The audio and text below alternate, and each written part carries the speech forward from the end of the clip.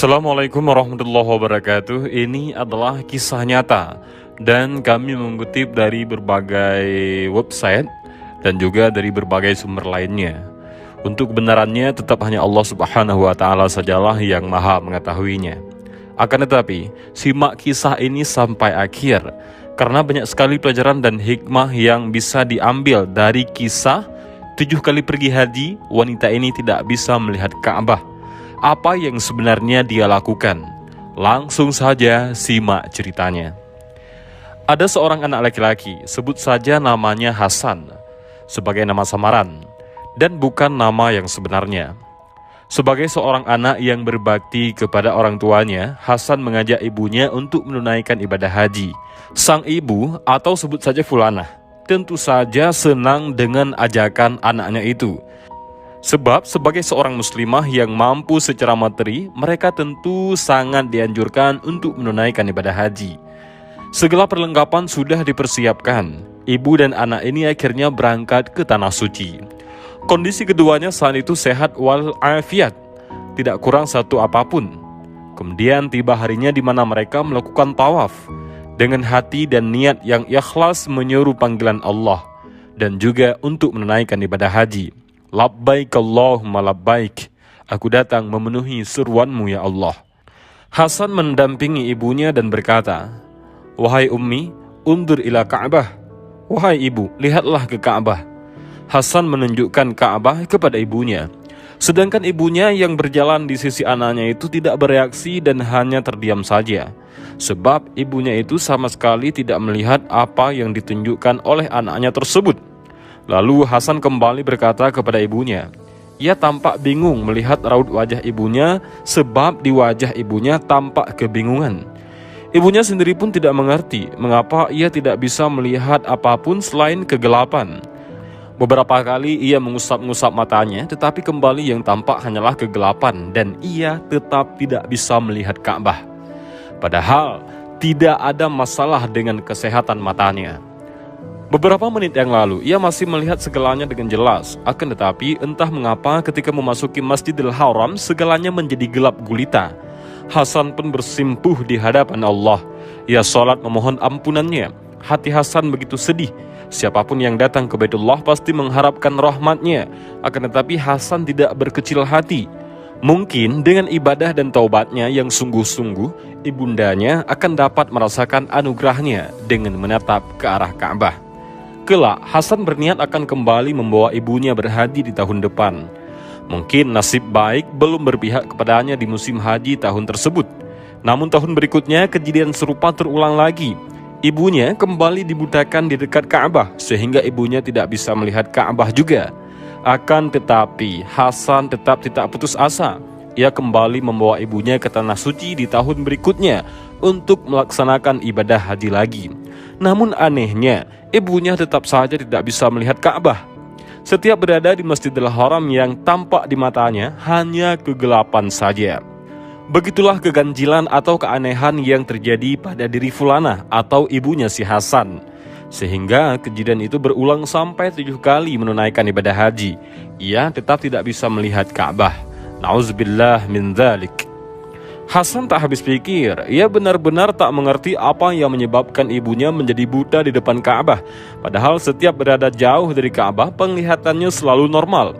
Ia pun bertanya-tanya apakah ibunya punya masalah ataupun kesalahan sehingga mendapat azab dari Allah Subhanahu wa taala seperti itu. Sebenarnya, apa yang telah diperbuat ibunya sehingga mendapat musibah seperti itu? Segala pertanyaan berkecamuk dalam diri Hasan. Akhirnya diputuskannya untuk mencari seorang alim ulama yang dapat membantu permasalahannya tersebut. Beberapa saat kemudian ia mendapati kabar bahwa ada seorang ulama yang terkenal dengan kealiman dan kesalehannya di Abu Dhabi, Uni Emirat. Tanpa kesulitan, akhirnya Hasan dapat bertemu dengan ulama tersebut. Ia pun menceritakan masalahnya kepada ulama itu. Kemudian ulama tersebut meminta agar ibu dari Hasan mau menelponnya. Setelah Hasan pulang dari Abu Dhabi dan tiba di tanah kelahirannya, ia langsung meminta ibunya untuk mengunjungi ulama di Abu Dhabi tersebut. Sang ibu pun mau memenuhi permintaan anaknya. Ia pun mau menelpon ulama itu dan menceritakan kembali peristiwa yang dialaminya di Tanah Suci, yaitu ia sudah 7 kali pergi haji akan tetapi tidak bisa melihat Ka'bah sama sekali. Ulama itu kemudian meminta ibunya Hasan untuk mengintrospeksi diri, mengingat kembali mungkin ada perbuatan atau peristiwa yang terjadi padanya di masa lalu, sehingga ia tidak mendapat rahmat Allah Subhanahu wa Ta'ala. Fulanah diminta untuk bersikap terbuka, mengatakan dengan jujur apa yang telah dilakukannya di masa lalu. Ulama itu berkata, "Ibu harus berterus terang kepada saya, karena masalah Anda bukan masalah yang kecil." Ibunya Hasan terdiam sejenak. Kemudian ia meminta waktu untuk memikirkannya. 7 hari berlalu, akan tetapi ulama itu tidak mendapat kabar dari ibunya Hasan. Lalu pada minggu kedua, setelah percakapan pertama mereka, akhirnya ibunya berhasil menelpon kembali dan berkata, "Wahai Syekh, waktu masih muda, saya bekerja sebagai perawat di rumah sakit." Ulama itu berkata, "Oh, bagus, pekerjaan perawat adalah pekerjaan yang mulia." Lalu ibunya Hasan berkata lagi dengan terus terang, "Akan tetapi, saya mencari uang sebanyak-banyaknya dengan berbagai cara. Tidak peduli apakah cara yang saya lakukan itu halal ataupun haram." Mendengar itu, ulama tersebut terperangah. Ia tidak menyangka wanita itu akan berkata demikian. Yang lebih mengejutkannya lagi, ibunya Hasan kembali berkata, "Di sana saya seringkali menukar bayi karena tidak semua ibu senang dengan bayi yang telah dilahirkan. Kalau ada yang menginginkan anak laki-laki, padahal bayi yang dilahirkannya perempuan, dengan imbalan uang, maka saya tukar bayi-bayi itu sesuai dengan keinginan mereka." Mendengar penjelasan ibunya Hasan, ulama tersebut sangat terkejut dan beristighfar, sebab betapa teganya wanita itu menyakiti hati para ibu yang diberi amanah oleh Allah untuk melahirkan anak. Bayangkan saja betapa banyak keluarga yang telah dirusaknya, sehingga tidak jelas nasabnya. Apakah fulanah tersebut tidak tahu bahwa dalam Islam menjaga nasab atau keturunan sangatlah penting? Jika seorang bayi ditukar, tentu nasabnya menjadi tidak jelas. Padahal nasab ini sangat menentukan dalam pernikahan, terutama dalam masalah mahram atau muhrim, yaitu orang-orang tidak boleh dinikahi. Kemudian ibunya Hasan berkata lagi, "Cuma itu yang saya lakukan, wahai Syekh."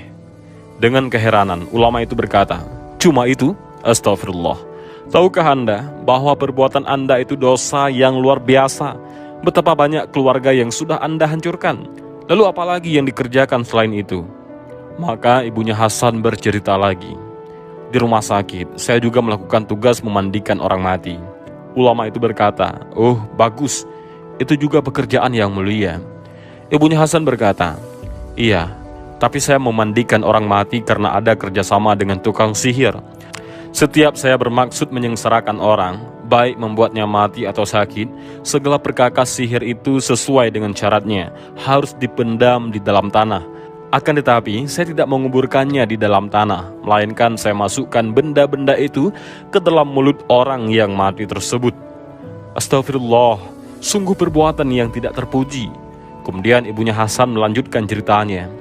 "Suatu kali, pernah seorang yang alim meninggal dunia.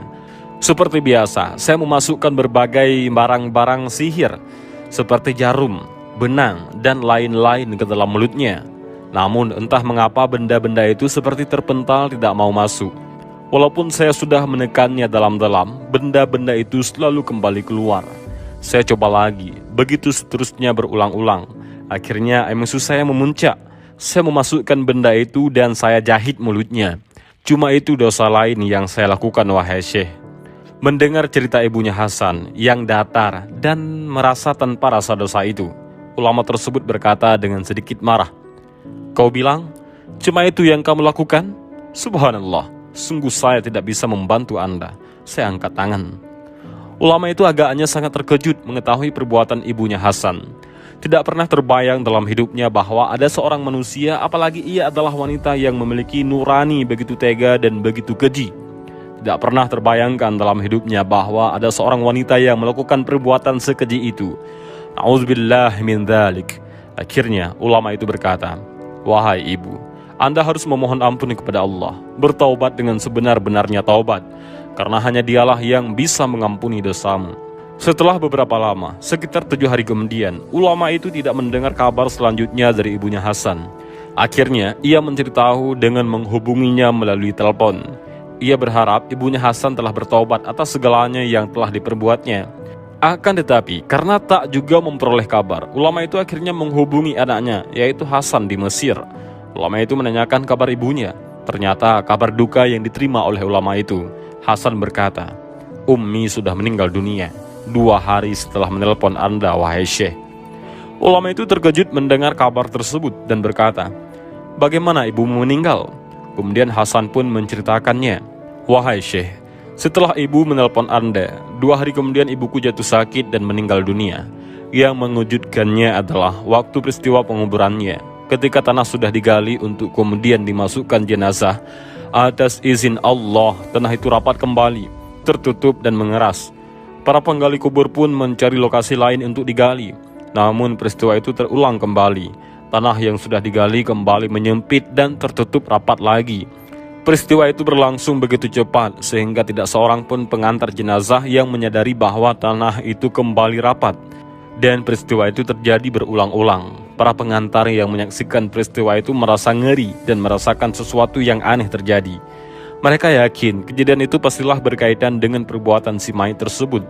Akhirnya, orang penggali kubur putus asa dan kelelahan karena pekerjaan mereka tak juga selesai sampai waktu hampir maghrib tiba. Tidak satupun lubang yang berhasil digali. Mereka akhirnya pasrah dan beranjak pulang. Jenazah itu dibiarkan saja tergeletak di hamparan tanah kering kerontang. Akan tetapi, sebagai anak yang begitu sayang dan hormat kepada ibunya, Hasan tidak tega meninggalkan jenazah ibunya di tempat itu tanpa dikubur. Kalaupun dibawa pulang, rasanya juga tidak mungkin. Hasan pun termenung di tanah perkuburan seorang diri. Dengan izin Allah, tiba-tiba berdiri seorang laki-laki yang berpakaian hitam panjang, seperti pakaian khusus orang Mesir. Lelaki itu tidak tampak wajahnya. Lelaki tersebut mendekati Hasan, kemudian berkata kepadanya, "Biar aku tangani jenazah ibumu, pulanglah." Mendengar itu, Hasan pun merasa lega mendapat bantuan orang tersebut. Ia berharap laki-laki itu benar-benar akan mengurus jenazah ibunya. Laki-laki misterius itu berkata, "Aku minta supaya kau jangan menengok ke belakang sampai tiba di rumahmu." Hasan pun menuruti perintahnya, kemudian ia meninggalkan pemakaman itu. Namun, belum sempat ia di luar lokasi pemakaman, maka terbesit keinginannya untuk mengetahui apa yang dilakukan oleh pria misterius itu dengan jenazah ibunya. Dengan penasaran, kemudian ia menengok ke belakang. Betapa pucatnya wajah Hasan ketika melihat jenazah ibunya sudah dililit api. Kemudian api itu menyelimuti seluruh tubuh ibunya. Belum habis rasa herannya, seketika kemudian dari arah yang berlawanan, api menghantam wajah Hasan. Hasan pun ketakutan. Dengan terburu-buru, ia pun bergegas meninggalkan tempat itu. Demikianlah yang diceritakan Hasan kepada ulama itu. Hasan juga mengaku bahwa separuh wajahnya yang tertampar api itu kini berbekas kehitaman karena terbakar. Ulama itu mendengarkan dengan baik semua cerita yang diungkapkan Hasan. Ia pun menyarankan agar Hasan segera beribadah dengan khusyuk dan meminta ampunan atas segala perbuatan atau dosa-dosa yang pernah dilakukan oleh ibunya. Akan tetapi, ulama itu tidak menceritakan kepada Hasan apa yang telah diceritakan oleh ibunya kepada ulama itu. Jadi, Hasan sebenarnya tidak tahu kesalahan atau dosa yang pernah diperbuat oleh ibunya tersebut. Ulama itu juga meyakinkan Hasan bahwa apabila anak yang soleh itu memohon ampun dengan sungguh-sungguh, maka bekas luka di pipinya itu dengan izin Allah akan hilang.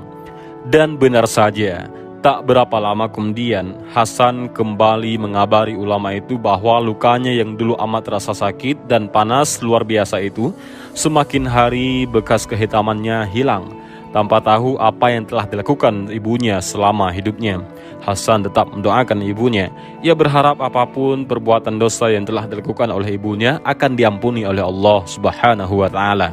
Kisah penuh hikmah ini benar-benar memberikan banyak pelajaran bagi kita. Terlepas dari benar atau tidaknya kisah yang dibilangnya nyata ini, sebaiknya kita cukup mengambil hikmahnya saja dan memohon perlindungan kepada Allah Subhanahu wa Ta'ala supaya diri kita, keluarga kita, keturunan kita, dan seluruh kerabat yang kita cintai, semoga Allah jauhkan dari keburukan yang seperti itu dan dari segala macam bentuk keburukan di dunia dan akhirat.